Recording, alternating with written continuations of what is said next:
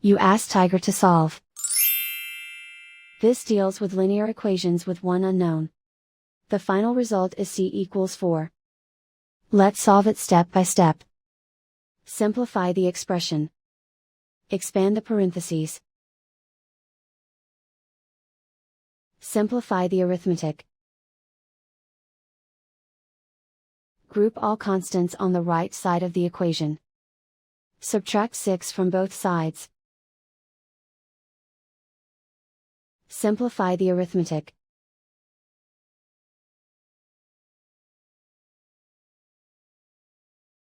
Isolate the c. Divide both sides by 3.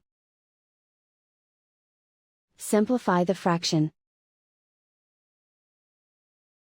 Find the greatest common factor of the numerator and denominator.